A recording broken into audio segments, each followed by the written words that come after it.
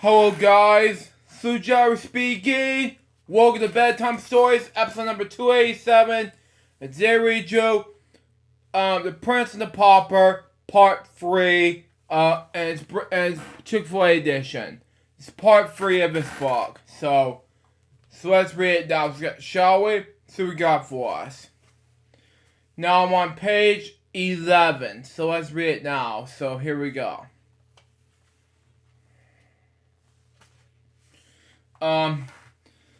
Last time we left off is page 6 to 10. Now I'm going to read you page 11 through around, let's say, 15 today.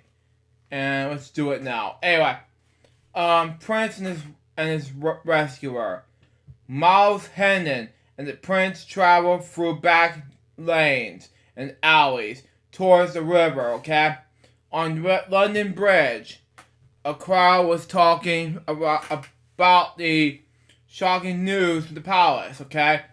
The boy heard 1,000 voices say the king is dead. Wow, okay. Struggled to chill to the heart of the poor boy, and tears filled his eyes. Then another cry shook the night. Long live King Edward VI. Jesus. Ah, he said softly. How grand and strange it seems. I am king. Oh, wow. Hendon took Edward to his lodgings in the little end of the bridge. Hendon, ascended 3 flights on stairs with his cart charge after ordering meal to be sent up to them, okay? It was poor apartment with shabby bed and some of the old furniture in it. The little king dragged himself to the bed and lay down, exhausted with hunger and gratitude. Please call me when the table is spread, the king said before falling asleep. A smile twinkled to Hendon's eye as he said to himself, the little beggar takes one's chores and his whole he owes them. He calls okay. Wow. He calls himself the Prince of Wales, and he keeps up the character. A servant entered with a smoking meal and left the cheap loggers to wait upon themselves. The door slammed after him, waking the boy. Edward seated himself at the table and prepared to eat. Hendon drew back the old chair and was about to sit when the boy said, and I can't pronounce this word. Stop. When you sit in the presence of the king, I don't know what to do next. So it depends on how much longer it takes. So there you go on that, folks. So it all depends on everyone's schedule. So that's just me, of course. Next page. Anyway. The blow staggered Hendon. He murmured to himself, wow, the poor boy's madness is up to date, okay? Now he thinks he's a king. I must humor him. He removed the chair and stood beyond the king, waited on him in the courtly way, okay? I think you call me yourself, Miles Hendon. Tell me your story. My father, Sir Richard, is rich and generous. Wow. I have 2 brothers, Arthur and my elder, is like my father. And Hugh, my younger than I, is mean and treacherous. Wow. There is no other of us but the lady Edith, the gentle daughter of the Earl. I love her and she loves me. but she was betrothed to Arthur from the cradle. Arthur loved another and wanted us to be together. He loved Edith's fortune and deceived my father into believing that I had plans to elope with Edith against his will.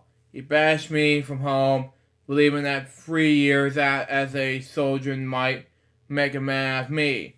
I fought in the continual wars, but was taken captive. After 7 years, I won freedom at last. I was on my way back to Hall when I found you.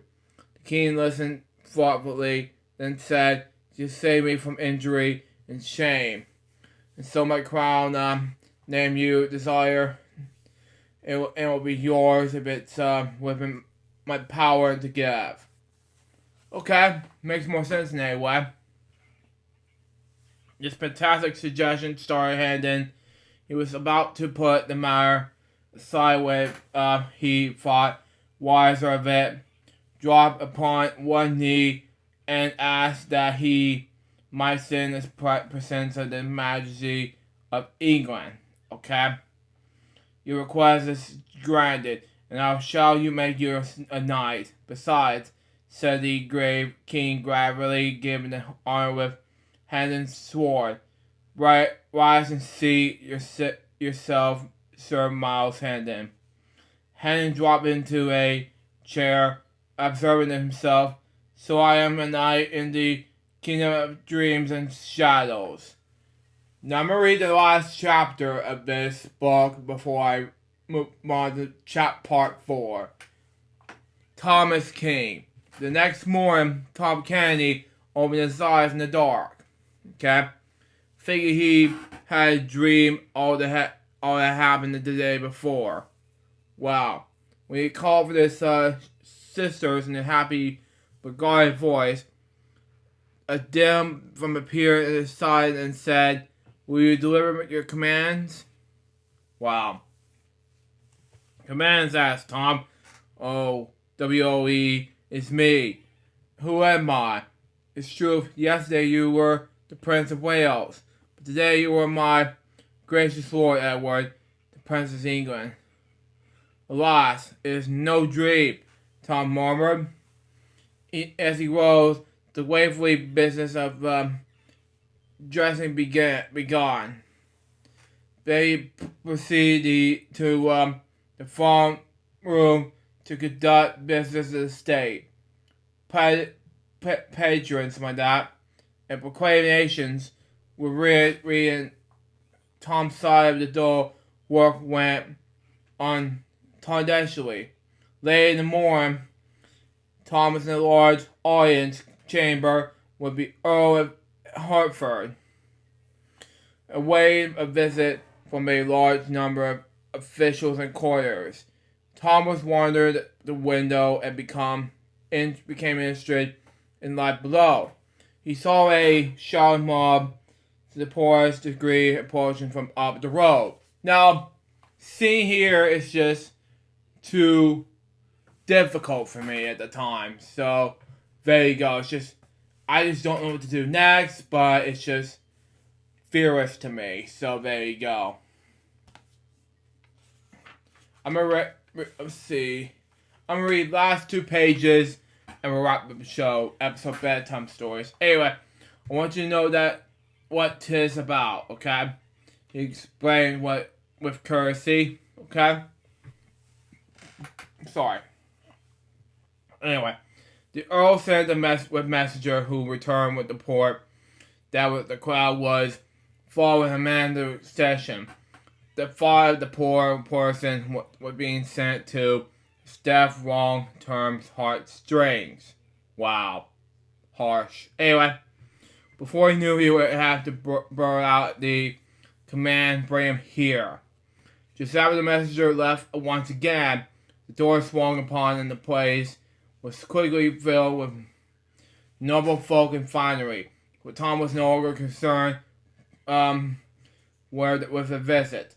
The doomed man entered the room, escorted by a sheriff, and knelt before Tom. Something about the prisoner, sir, advised Mary and him.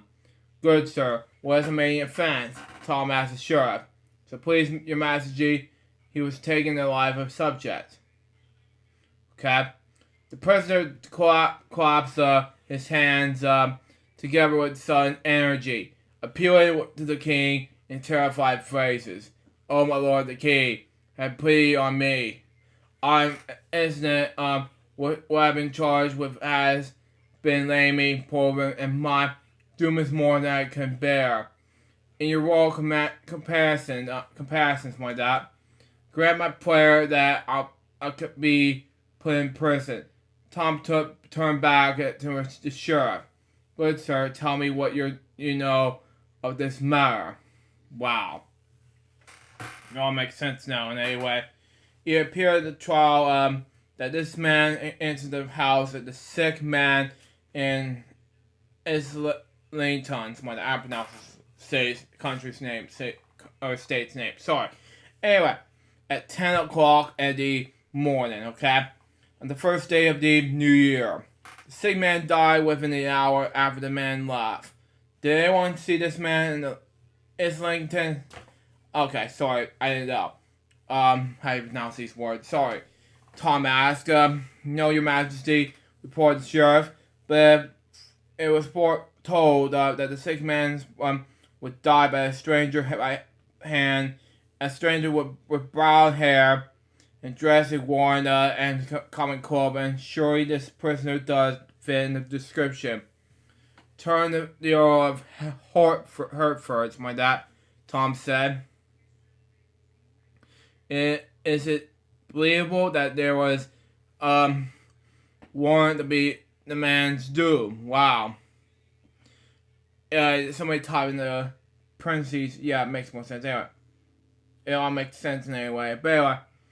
Is it law you grace it for cases such as this? Tom was amazed. This is not what he expected. Wow. Tom turned to the prisoner. If you can say otherwise on the behalf, speak. I was not in Islington that day, my king. I was in a league away, saving a drowning boy. Wow. This horrible surprise almost made Tom spring from his chair. Tom suddenly realized why the prisoner looked so familiar. This was a stranger. Tom recollected this back on the first day of the New Year. He brought a boy named Gil's Wit out of the Thames and saved his life. Let the prisoner go free. It's the king's will, Tom ordered.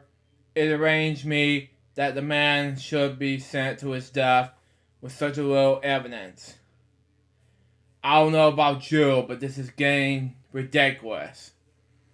None should be suffered in this matter. I beseech you, this order be taken. The change is unfair law. Let no more poor creatures be punished in this way, Tom cried. I have to agree. Anyway, the Earl said, your noble words have sealed his doom. That makes sense to me.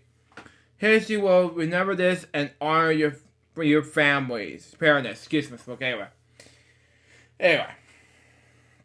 Will validation of Tom's intelligence and spirit swept through the Apodax's words. Sorry. As the air filled with applause, Corey whispered, "This is no mad key. This is just and fair."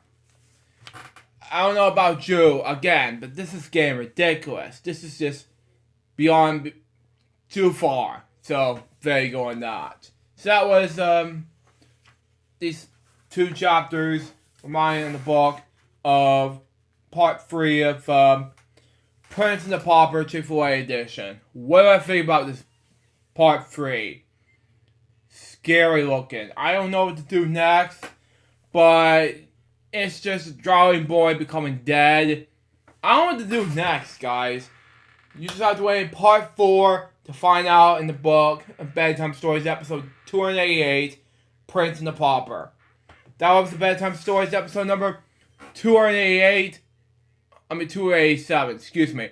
Hope you enjoy it. Stay tuned. Next one's going to be just part 4 of Bedtime Stories. Prince and the Pauper. And it's the Chick-Fil-A edition. Till next time, Sue Jones and Bob is a baby. Good more Bedtime Stories episodes. Guys, be soon. Till we say out. See ya.